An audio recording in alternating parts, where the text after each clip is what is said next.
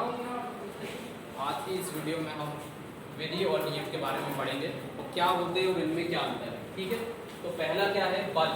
बल का मतलब क्या होता है, जिसमें फोकस किया जा रहा है, जिसमें बल दिया जा रहा है। तो विधि में क्या रहता है, निष्पादन। निष्पादन जैसे सेवाएं हम बनाते हैं और उन्हें बना के कंप्लीट कर लेना क्या कहलाएगा, निष्पादन। तो विधि को कंप्लीट करने पर जोर दिया जाता है, किस पर बल दिया जाता है, निष्पादन पर बल दिया जाता है। लेकिन यदि हम नियम की बात करें तो इसमें निष्पादन पर बल नहीं देकर बल्कि सावधानी पर बल दिया जाता है। किस तरीके से केयरफुल तरीके से करना है, नियम को लागू कैसे करना है, इसकी सावधानी दी जाती है। तो इसमें नियम में सावधानी पर बल दिया जाता है, लेकिन विधि में क्या आता है, निष्पादन पर बल दिया जाता है। दोनों में क्या हो गया, डिफरेंस हो गया, अंतर हो गया। फिर सेकंड पॉइंट क्या है, दंड, है ना, सजा किस तरीके से देना, पनिशमेंट। तो विधि का यदि कोई उल्लंघन कर रहा है, मेथड का यदि कोई उल्लंघन कर रहा है, यदि उस मेथड को ना अपना कर दूसरी मेथड अपना रहा है, जैसे टीचिंग की अलग अलग मेथड होती है, तो यदि कोई अलग मेथड को अपना रहा है तो उसे दंड दिया जाएगा क्या, नहीं दिया जाएगा। तो विधि में दंड नहीं दिया जाता।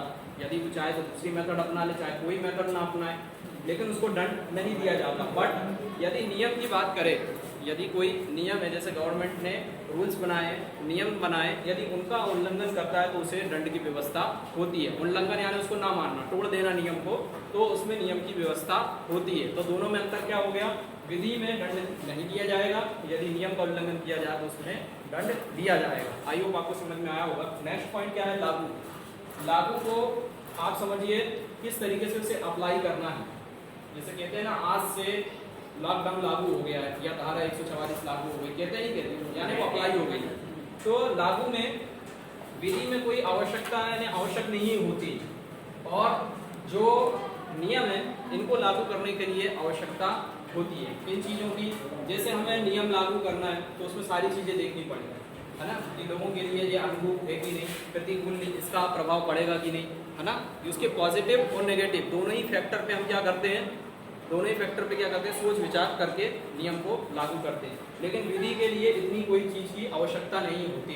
जैसे शोध वगैरह के बारे में इधर नीचे जैसे कि दिया है जरूरत, तो अंतर के आधार पर चौथा पॉइंट क्या होगा, जरूरत। अब इसको कैसे लिखना है, जैसे विधि है तो इसमें शोध और विश्लेषण। शोध क्या होता है, रिसर्च करना, नई नई चीज़ों की खोज करना, नवाचार, है ना। तो नई चीज़ों की खोज विधि के लिए और विश्लेषण के लिए, विश्लेषण समझते हो किसी चीज़ को छोटे छोटे पार्ट में डिवाइड कर देना।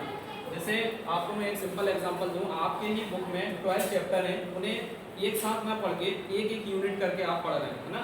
मान लीजिए पहले दिन आपने एक चैप्टर पढ़ा, दूसरे दिन दूसरा चैप्टर, यानी आप क्या कर रहे हैं, विश्लेषण कर रहे हैं। इसको इंग्लिश में एनालाइज कहते हैं। और शोध क्या होता है, रिसर्च करना, किसी चीज़ की नई खोज करना। तो इससे पता चला विधि क्या है, इसमें शोध की भी जरूरत है और विश्लेषण की भी जरूरत होती है। बट नियम में शोध की या खोज की या कोई वैज्ञानिक तरीके की जरूरत नहीं होती, बट इसमें वैधानिकता की जरूरत होती है। जैसे मानव अधिकारों का उल्लंघन ना हो। हम यदि कोई ऐसा नियम बना दें और उस नियम से लोगों के हितों को चोट होती हो, तो ऐसा नियम लागू नहीं किया जाएगा। वैधानिक का मतलब होता है कानून द्वारा इसका विरोध ना किया जाता हो। जैसे आपको मालूम है कि वैक्सीन लगवाना कर दिया अनिवार्य, ठीक है। अब कुछ ऐसे हैं जिनको कोई तकलीफ है या बीमारी है, ठीक है, तो ये वैधानिकता में ये देखा जाएगा, यदि वो वैक्सीन लगाए और उससे उसको रिएक्शन हो जाएगा, तो डॉक्टर ने भी मना किया, फिर भी यदि उसको लगाना अनिवार्य किया जाए तो ये वैधानिक होगा क्या, नहीं होगा। तो नियम बनाने से पहले सरकार को भी ये सोचना चाहिए कि ये वैधानिक है या नहीं। समझ में आया।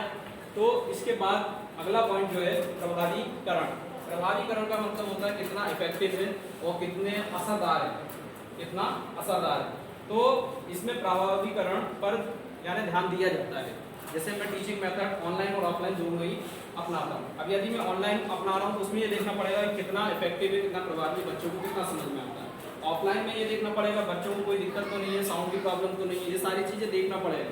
तो इस पर ध्यान, प्रभावीकरण पे यदि विधि का इस्तेमाल कर रहे हैं तो प्रभावीकरण पर ध्यान देना पड़ेगा। बट यदि नियम की बात है तो प्रभावीकरण पर ध्यान देने की जरूरत नहीं, यानी कितना इफेक्टिव होगा, कितने लोग इसे अपनाएंगे, कितने नहीं अपना पाएंगे, इतनी जरूरत नहीं पड़ती, बट उसको लागू कर दिया जाता है। तो आई होप आपको ये वीडियो पसंद आई होगी। इसी तरीके की वीडियो पाने के लिए चैनल को सब्सक्राइब करें और वीडियो को लाइक करें। कर दिया था, पहुंच गई, हाँ पहुँच गई होगी। नहीं सर, ये आप नहीं करें।